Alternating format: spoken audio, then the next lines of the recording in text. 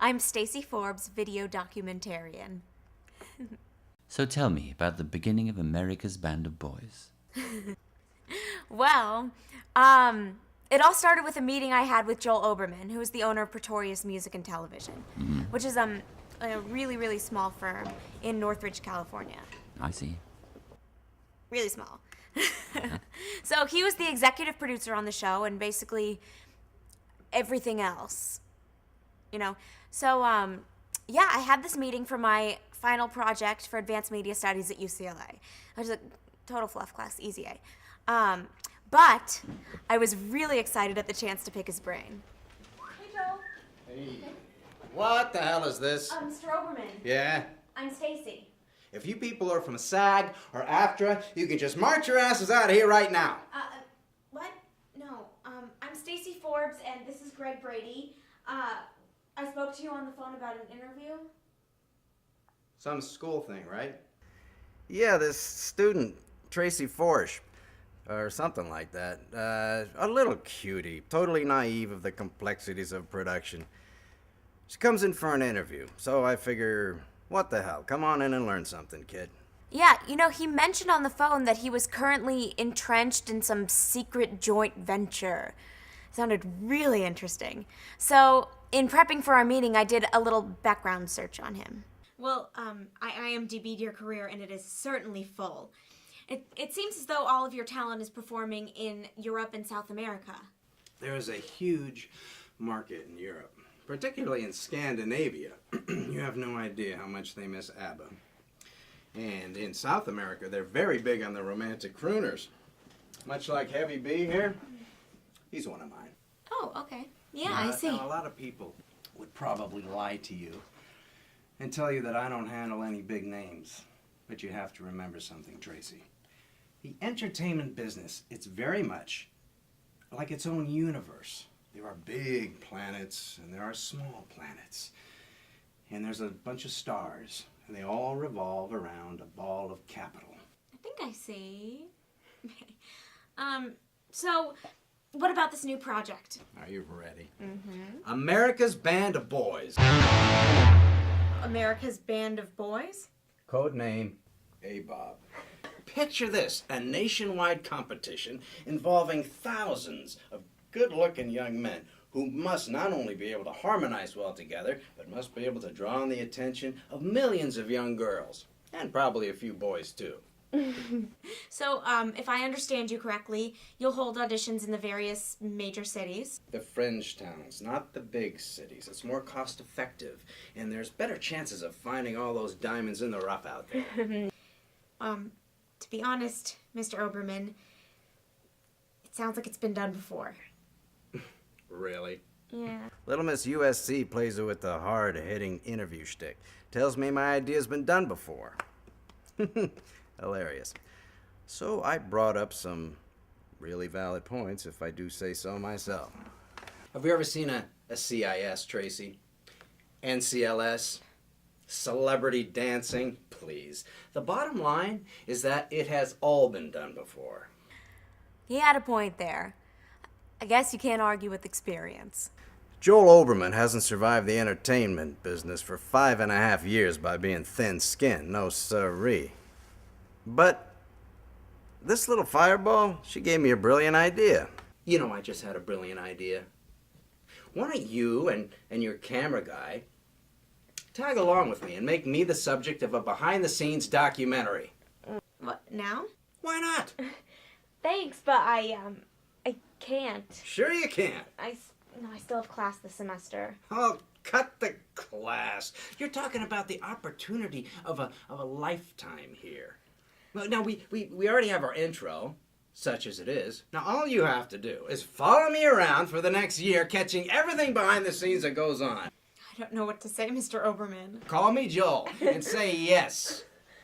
You know something? I'll even throw in living expense and travel for you and Brad. Come on, say yes. It'll be fun. I promise. I'm in if you're in. Okay, all right. All right, let's do it. So there I was, suddenly hired to document an actual television program in the making. I was really excited, but also a little bit scared to be a part of something this big. The initial plan was to have an entire film crew follow me and the judges into these towns to get the audition phase of the program down, and then have Stacy get all the machinery behind the curtain. Sounds simple enough, right? Yeah, so one day he walked up to us and said that he was thrilled that my cameraman Greg and I were going to be the main unit of photography on most of the show. When the network got the initial budget, some skinny junior executive with really bad odor told me, the producer and creator, that the film crew would only be on board for a quarter of the towns, and only when available. Yeah. I mean, we were going to be flying all over the country, meeting hundreds and thousands of people and watching these boys sing their hearts out while bringing the excitement of Hollywood into their backyards. I should have quit right then and there. But you know what I did instead, Pally? I took those lemons and I made Kool-Aid. At the last second, both of the original celebrity judges bailed. Did I panic? Hell no, I didn't panic. We merely spent 2 sleepless days and nights going down the list trying to find replacements. That's all. So, my agent finally calls me. Says that the network wanted me to be a part of a new reality show. Because of my successful career in the film and music business. They said I was on the top of their list.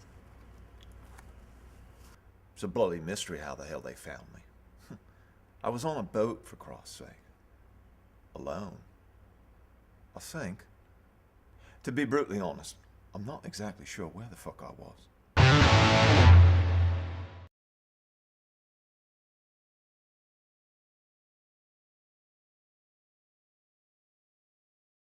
Searching in the night, street lights, people living just to find emotion.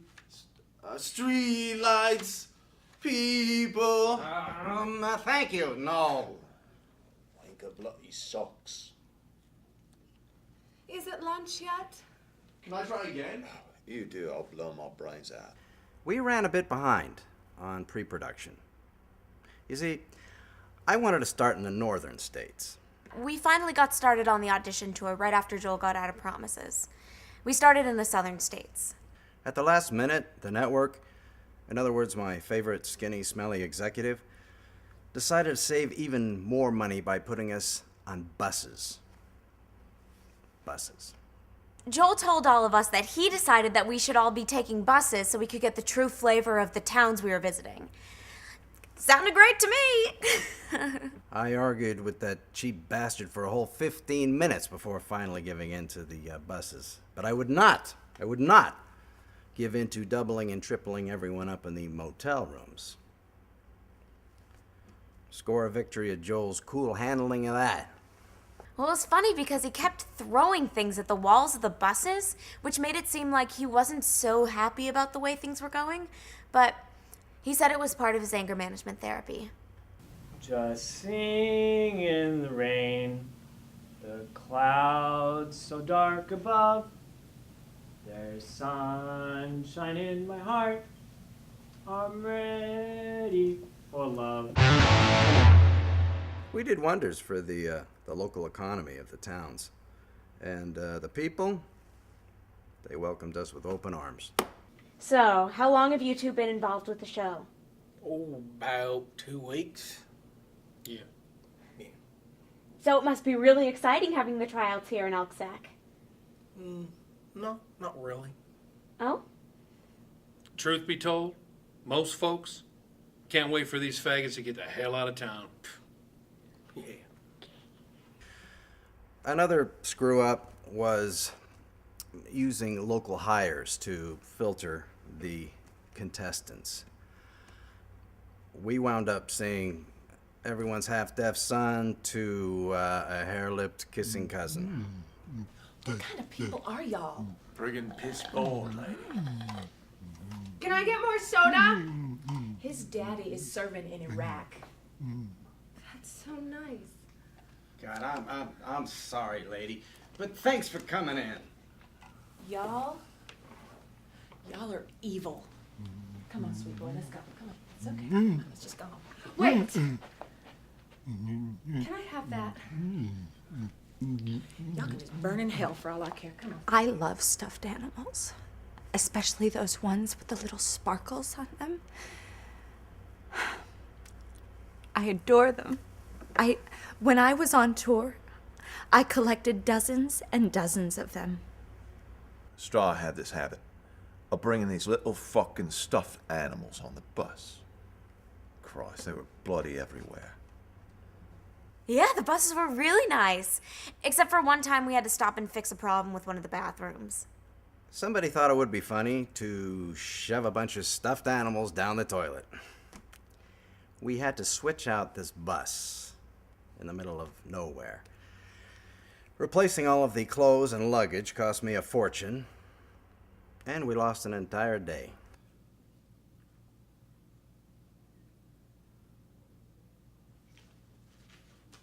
More than half of my energy was spent keeping an eye on my two fellow judges. I'm sorry, I'm being rude. Would you like some? Oh, no thanks, I'm kosher. Kosher. Hey, big guy. Oh, well, But it's time we get back to work.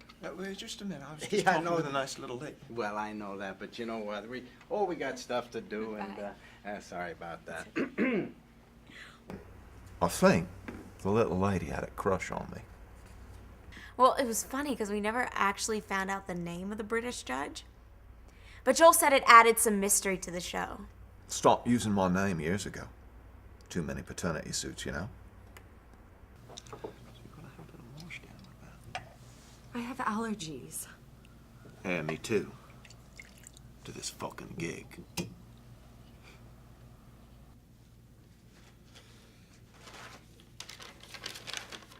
In the night. Great, thanks for coming in. Star and I got rather close during the tour, if you gather my meaning. Mind you, we were very discreet. Well, one night I get a call from the motel switchboard saying that we were being kicked out of our rooms. Yeah, that one time we almost had to pack up and leave because somebody complained there was a wild animal in one of the rooms. And Joel had to pay extra money just to keep us all in there. Never did get to the bottom of that. But I have my suspicions. Just saying. Star gave me a whole bunch of stuffed animals and British handed me cash. They said it was because they liked me. But I actually think it's because my room was next to Star's. You better stock up. Ah, welcome. Another one.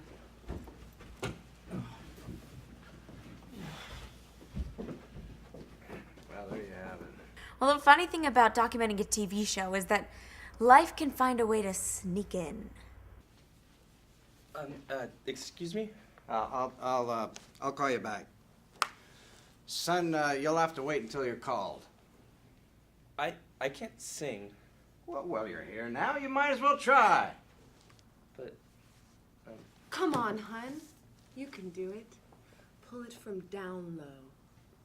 Make me cry. yeah, give it a go. All right. I really do hope that you will see. I want to wish upon you the best of luck. For here I have a summons from your ex-wife, Leia, saying, send me some money, you useless fuck.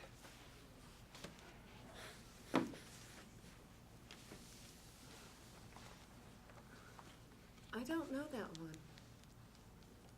I do. Joel called this paying for past sins. Wonderful philosophy. Well, there's a happy bloke. Make us proud. Make me cry. Oh, Jesus Christ. Is that part of the act? I guess around here it is. Part of the show dynamic required meeting some local contestant in their own environment to add to the local flavor segment. Joel sent me on a B-roll backstory on one of the local boys. Now, why the hell they send me on these things, I have no bloody idea. It usually worked out well. Although there was that one time. Oh, shit. So, we're at this Cajun barbecue, you know, real backwoods shit. Well, they start out by playing the washboards, and that leads to stringing a family pig up by its hind legs and gutting the bastard right there. Very fresh indeed. Oh my God, that poor pig. Seriously, I was petting him one moment and Greg was getting some really cute shots of us, and then the next moment, whoosh, up he went. Oh, the little girl, she had to leave. Flu or something. I stayed. Out of courtesy.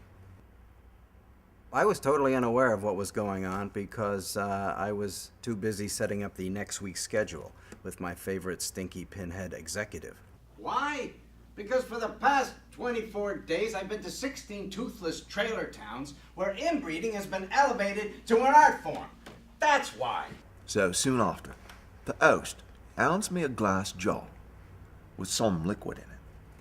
What's this, I says. A little something for special occasions, says he. Right. Well, not wanting to be rude, I took a small sip.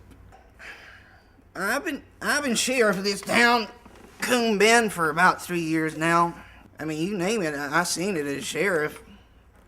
So when I get a call, hysterical call from Ms. Perkins over at the all-night coffee shop, I'll tell you what, it was like out of one of them movies. Okay, Jack, what do we got? He done fell off the laundromat roof, spotted in your vicinity just less than a couple minutes ago. All right. There he is, Sheriff. You can't see me. Power always is. Okay, boys, let's get it.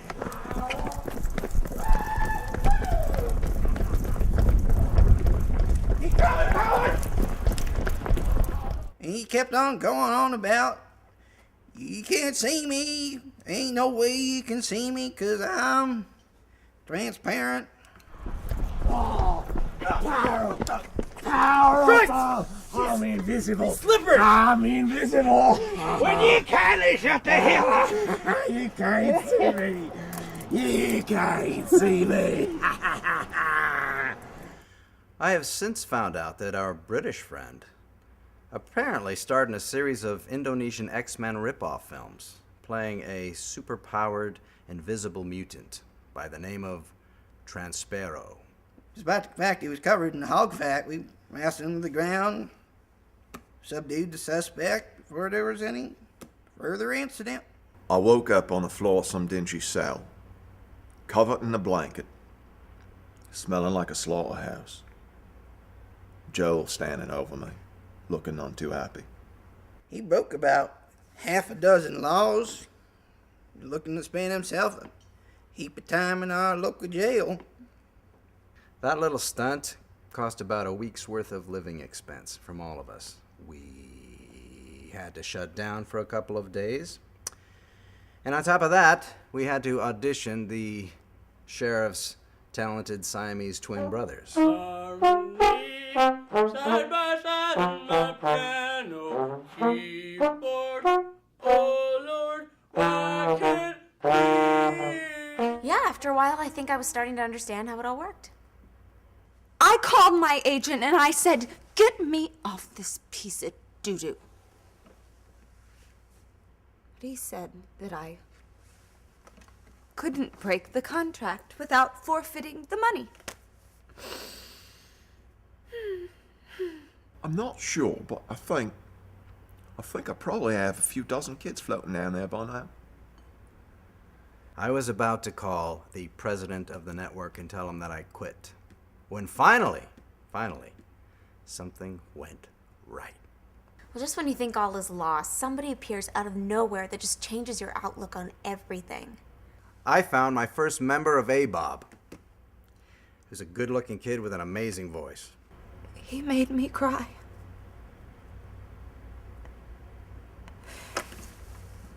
He made me cry.